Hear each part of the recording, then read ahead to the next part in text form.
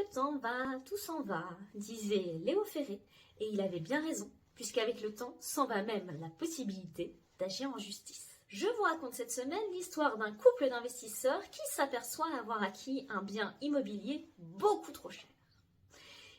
Ils souhaitent donc s'en prendre à la société de conseil en investissement ainsi qu'à la banque qui les a accompagnés dans ce projet.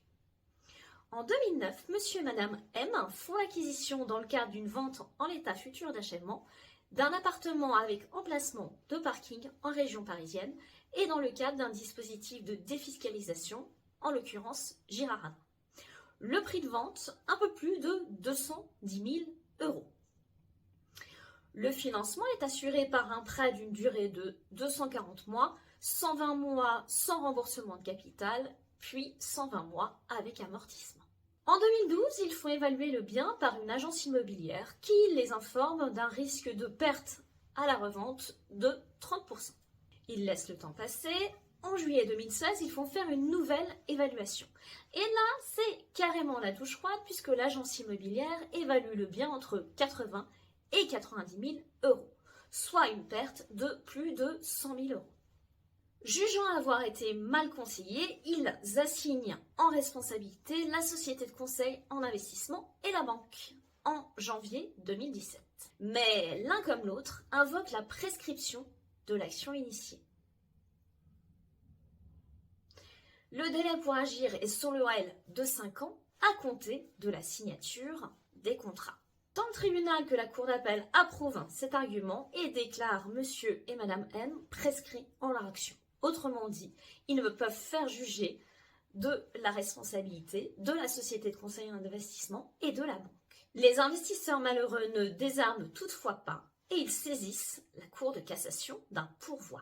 Ils soutiennent que le point de départ de l'action en responsabilité est le moment où le titulaire de cette action a ou aurait dû avoir connaissance des faits lui permettant de l'exercer. Et selon eux, le dommage, c'est la découverte de la surestimation du bien et de la rentabilité tout à fait limitée de celui-ci.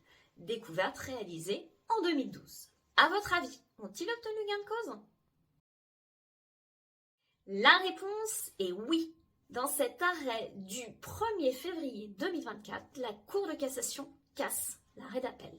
Elle rappelle tout d'abord l'article 2224 du Code civil, au terme duquel l'action se prescrit par 5 ans à compter du jour où le titulaire a eu ou aurait dû connaître les faits lui permettant d'exercer son action.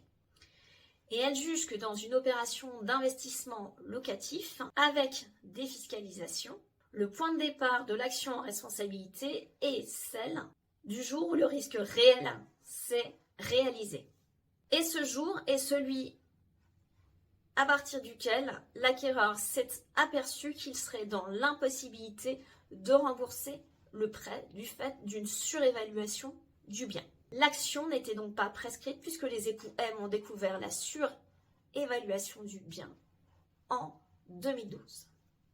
Ils vont donc pouvoir faire valoir leur argument tenant à la responsabilité pour défaut de conseil ou défaut de mise en garde ou défaut d'information à l'égard de la société d'investissement et de la banque devant la cour d'appel de renvoi. Moralité, il est toujours intéressant d'agir le plus vite possible parce que ça aurait évité aux époux M ce parcours du combattant pour faire reconnaître la recevabilité de leur action. Si cette vidéo vous a plu, je vous invite à la commenter, à la liker ou à la partager. Et pour ne rater aucune de mes vidéos, vous pouvez vous abonner. Quant à moi, je vous dis à la semaine prochaine pour une toute autre thématique.